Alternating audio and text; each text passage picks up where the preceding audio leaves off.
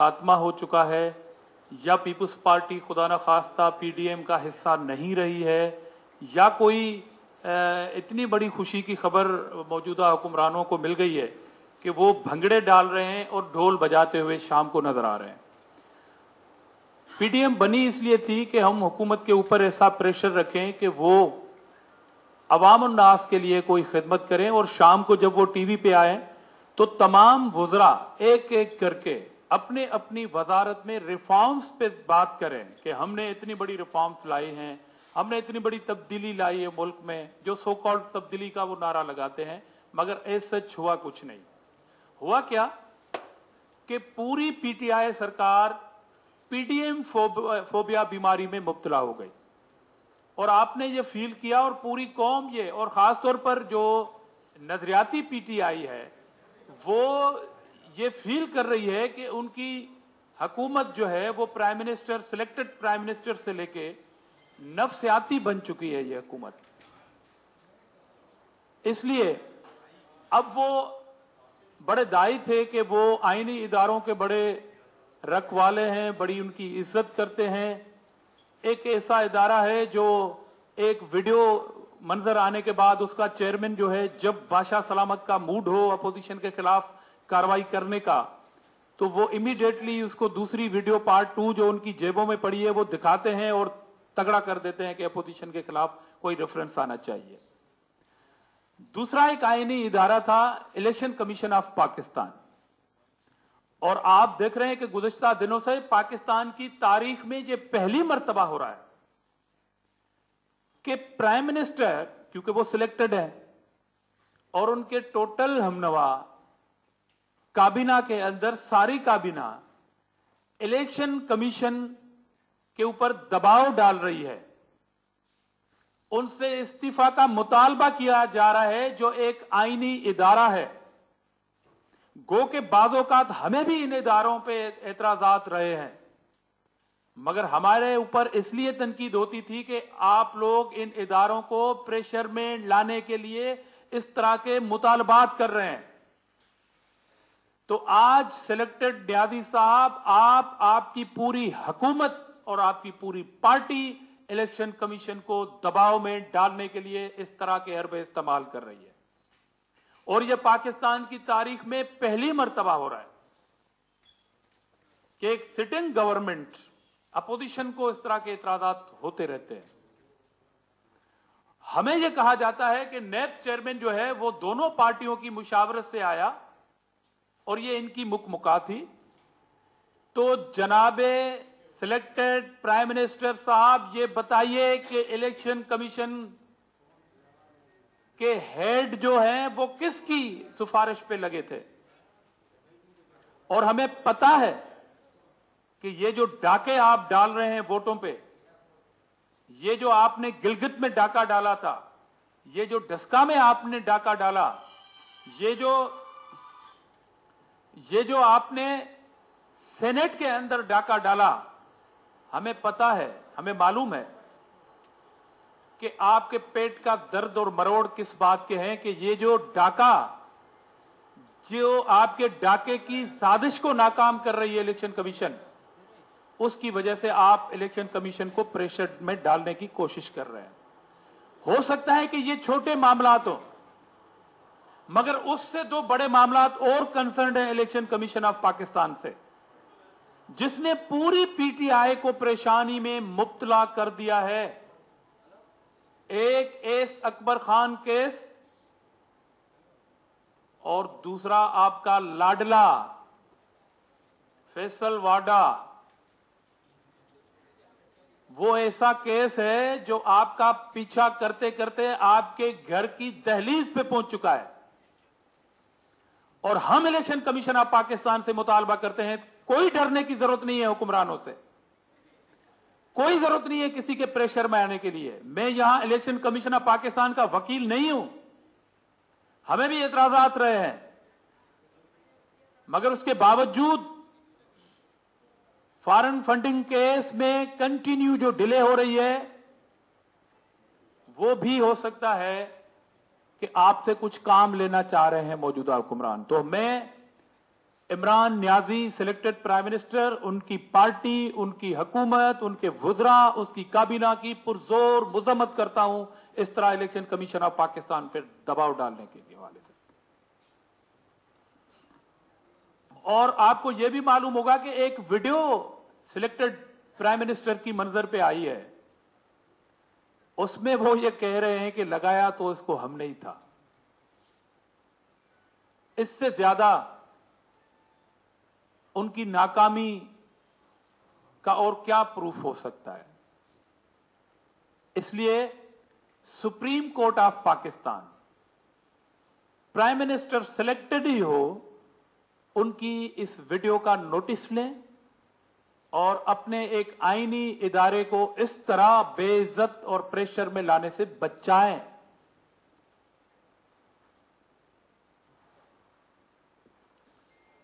उसके बाद पीडीएम के हवाले से भी बहुत सारी बातें हो रही हैं मीडिया में।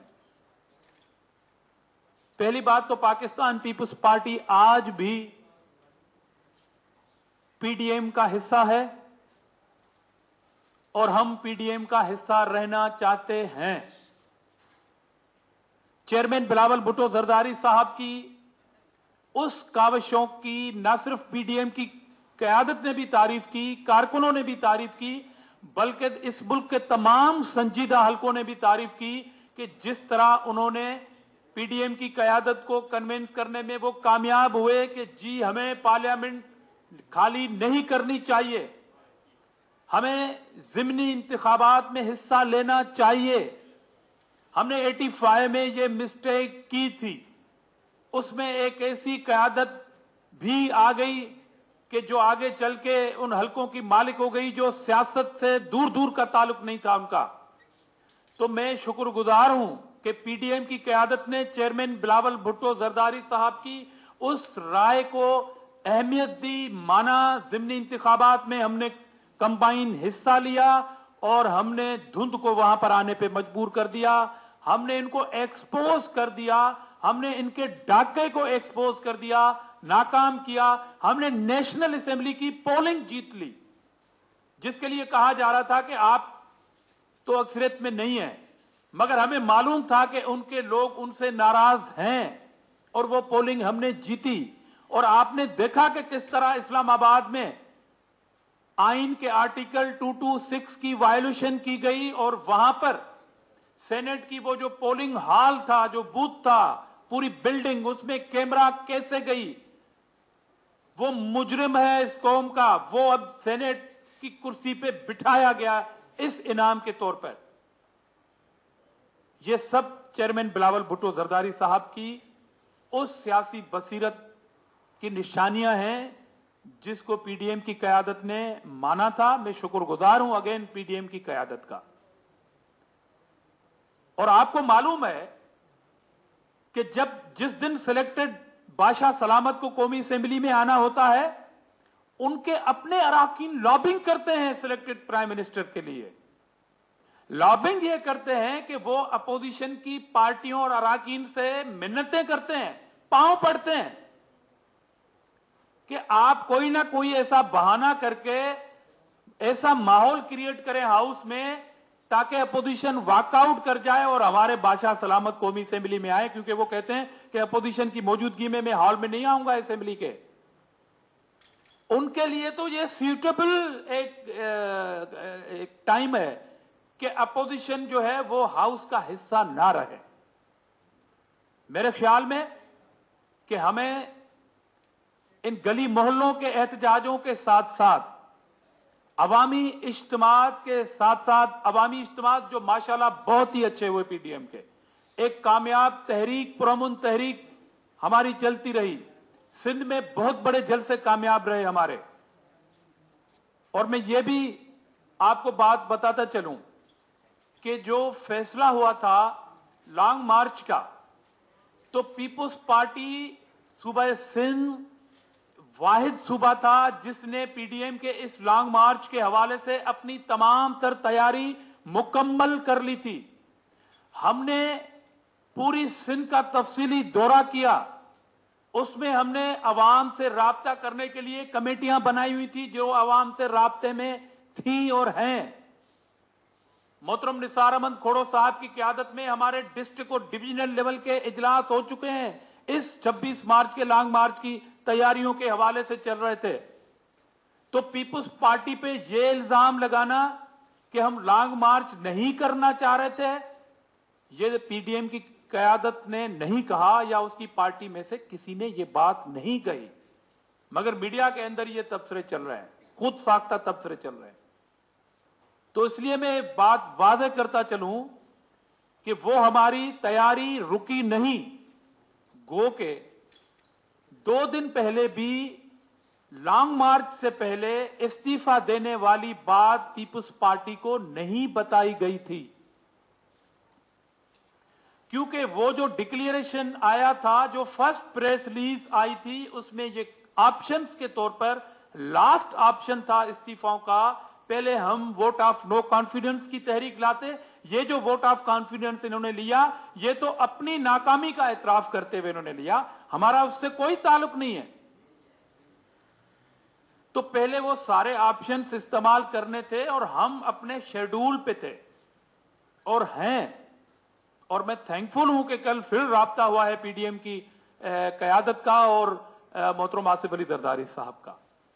हमें पीडीएम में शामिल तमाम जमायतों और उनके कायदीन के लिए एहतराम और इज्जत है, मगर जो पीपुल्स पार्टी पे ये इल्जाम लगाया जा रहा है, मैं उसकी ये बात करना चाहता हूं कि दिल को बहलाने के लिए ख्याल अच्छा है गालिब। अगर हुकूमत इस तरह खुश होना चाहती है तो बेशक होती रहे, क्योंकि वो झूठ के तो कोई अगर पूरी आलमी लेवल पे कोई मुकाबला हो तो मैं ये एतराफ करता हूं, एक मुखालिफ कारकुन होने के, इमरान खान से कोई नहीं जीत पाएगा पूरी दुनिया के अंदर, ना कोई एज ए हुक्मरान, ना एज ए कोई सियासतदान। तो ये तो क्रेडिट मैं उसको देता हूं, चाहे मेरा उसकी पार्टी से ताल्लुक ना भी हो, और मेरे साथी भी देंगे।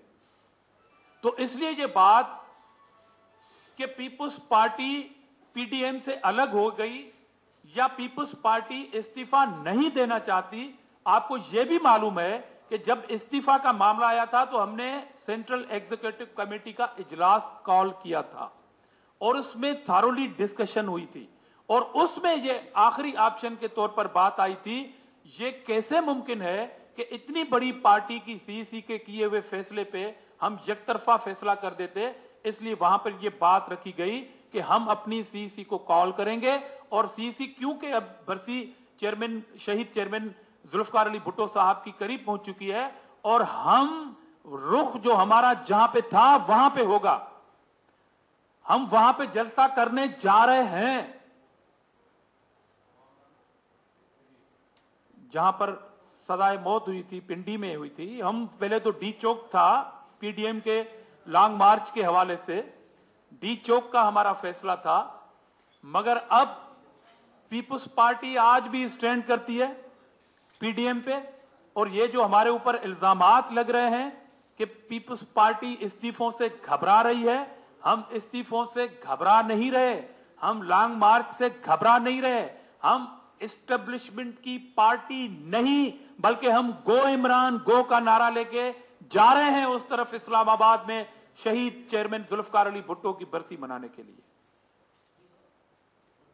हमने इमरान खान से घबराया नहीं था, हम इमरान खान को वॉकओवर नहीं देना चाह रहे थे।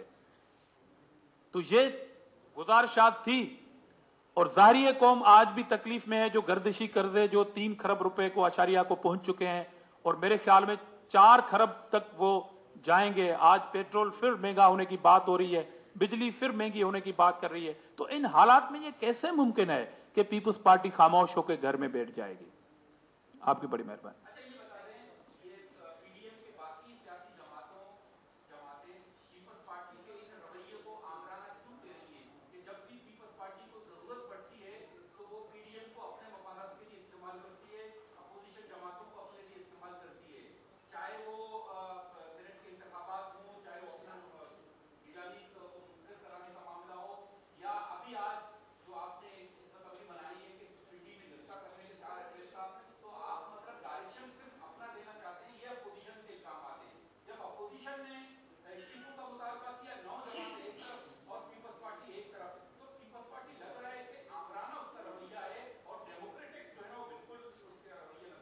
देखें, ये सारी बातें जो आपने कही हैं, ये अपोजिशन की किसी भी जमात ने मीडिया में आके नहीं कही। ये तबसरे हैं, ये पीटीआई के इल्जामात हैं।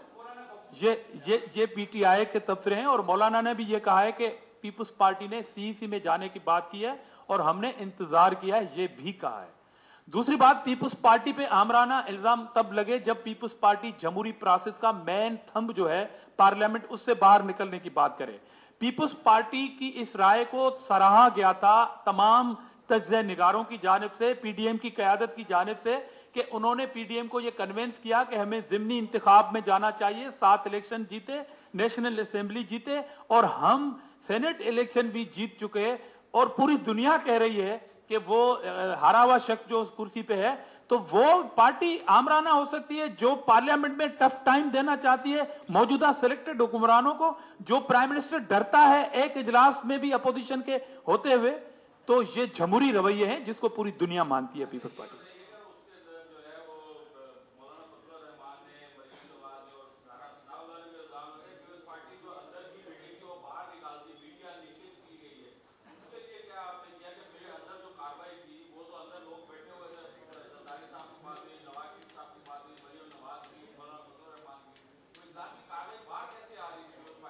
देखिए, हम अभी तो पीडीएम का हिस्सा हैं, इसलिए मैं उसको उस अंदाज में जवाब नहीं देना चाहता। मगर मीटिंग्स की कार्रवाई कैसे बाहर आई, अगर उनके पास कोई प्रूफ है कि आजिज धामरा ने, सोराब मरी ने, वकास शौकत ने कोई खबर लीक की है, तो उनका नाम भी बता दें। अगर इस तरह की बातें ढकी छुपी होंगी तो फिर बातें हमारे पास भी हैं, मगर क्योंकि हम इत्तेहाद का हिस्सा हैं इसलिए मैं पाबंदों का एहतराम कर रहा हूं।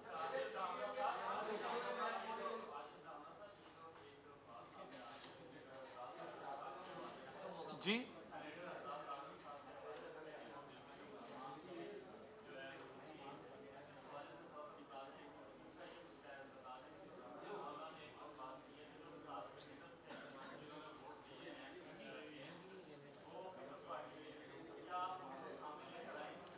मेरे ख्याल में मैं तमाम दोस्तों की तवज्जो चाहूंगा, जो आपने एक बुनियादी सवाल तारड़ साहब के हवाले से किया है, जो मुस्लिम लीग नून के सेनेटर मुंतखब हुए हैं। देखें, इसमें कोई शक नहीं कि तारड़ साहब जो है वो शहीद बीबी के जो कातिल थे उनके वकील रहे, और वहां पर उनको सेनेटर नामजद करने से पहले खुद एज ए पीडीएम की पार्टी के तौर पर हमसे कोई मशवरा नहीं किया गया। हमें जरूर इस बात का दुख है और गिला है इस बात से, क्योंकि ये भी चीजें जो हैं वो पीडीएम एक इत्तेहाद है, उसके हवाले से लाजुम थी कि वो इस बात पे रखें। ना सिर्फ इस फैसले से मेरा बल्कि पाकिस्तान के तमाम पीपुल्स पार्टी के कारकुन और जमहूरियत पसंद अवाम का दिल जरूर दुखा है। और मैं ये उम्मीद रखूंगा कि पीडीएम के आइंदा इजलास में खुद ही पीडीएम की क़यादत इस बात का नोटिस ले और मुस्लिम लीग नून से ये पूछे कि शहीद बीबी के कातलों के वकील को आपने सेनेट में जो भेजा है, इससे हमारा भी दिल दुखा है। और जिस तरह पीपुल्स पार्टी की बहुत सारी चीजों का नोटिस लिया जाता है, इसलिए मेरे ख्याल में इत्तेहाद को इस तरफ भी तवज्जो देनी चाहिए। दूसरा आपका सवाल था कि पीपुल्स पार्टी पे इल्जाम है कि उन्होंने अपने ही 7 सेनेटर्स के वोट खारिज कराए हैं। देखें, पीपुल्स पार्टी तो कह रही है कि ये वोट काउंट है, ये वोट यूसुफ रजा गिलानी के हैं, और प्रिजाइडिंग वो जो सेनेट के चेयरमैन जो गलत बिठाए हुए हैं कुछ अरसे के लिए, उन्होंने जब डिप्टी चेयरमैन का इंतखाब कराया था तो उन्होंने ये बात कही थी, और मुजफ्फर हुसैन शाह ने ये बात की, जो धुंध नजर तो नहीं आई मगर उस धुंध का जो शिकार हो गए थे वो, क्योंकि वो हुकूमत के इत्तेहादी थे, उससे उम्मीद अच्छी नहीं थी। और दानिशा तौर पर प्रेसिडेंट ऑफ पाकिस्तान ने उसको रखा था, क्योंकि उनको सिंध में तो बड़ी पिटाई हुई जीडीए की, मगर वो उसी तनख्वाह पे फेडरल में काम कर रहे हैं उनके लिए। उन्होंने कहा था कि यूसुफ रजा गिलानी के 7 वोट खारिज किए जा रहे हैं। इट मींस कि वो एडमिट कर रहे हैं कि ये वोट यूसुफ रजा गिलानी के हैं। अगर वो खारिज वोट किए होते तो यूसुफ रजा गिलानी के कैसे बने? इसलिए ये 420 हो रही है पीपुल्स पार्टी से।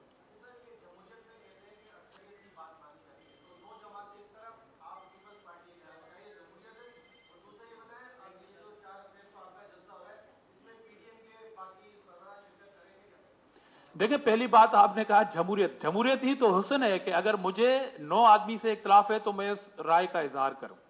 तो पीपुल्स पार्टी ने अपनी राय का इजहार किया है। पीपुल्स पार्टी ने उस मीटिंग से वॉकआउट करके अलहदगी इख्तियार नहीं की। पीडीएम ने पीपुल्स पार्टी को इतिहाद से निकाला नहीं है।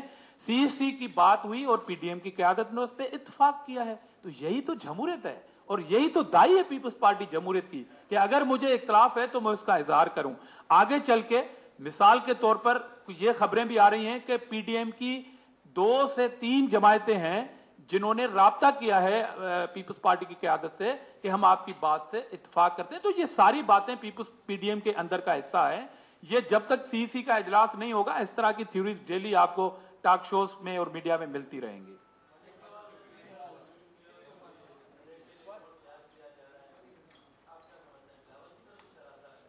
नहीं, वो तो जी बड़ा अच्छा सवाल है आपका, मगर मेरे ख्याल में मुझे उस तरफ जाना नहीं चाहिए डीप में। मगर मेरे ख्याल में काफी अरसे से शेख रशीद और उनके काफी वुज़रा कहते हैं कि शीन आगे आ रहा है, शीन आगे आ रहा है। पता नहीं शीन कौन है। इस तरह की थ्योरी तो वो पहले ही बयान कर चुके हैं।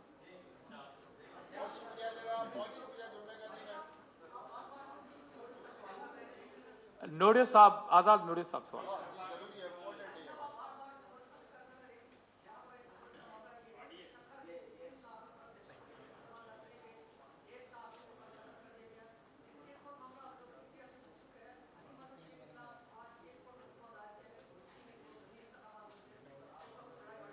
सबसे पहले मैं उस सहाफ़ी के कत्ल की मज़म्मत करता हूं, पुरजोर मज़म्मत करता हूं और उस पर इंक्वायरी कंडक्ट की गई है।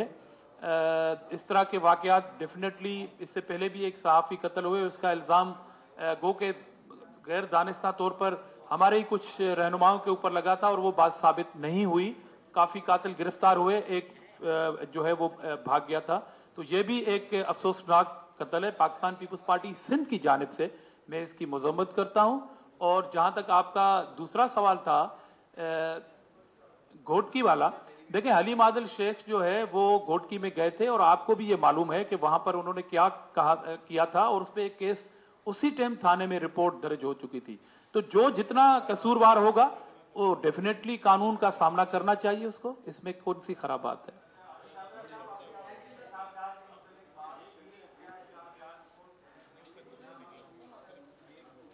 इसाक डार की नहीं की मैंने, तारड़ साहब का सवाल होता है। Thank you.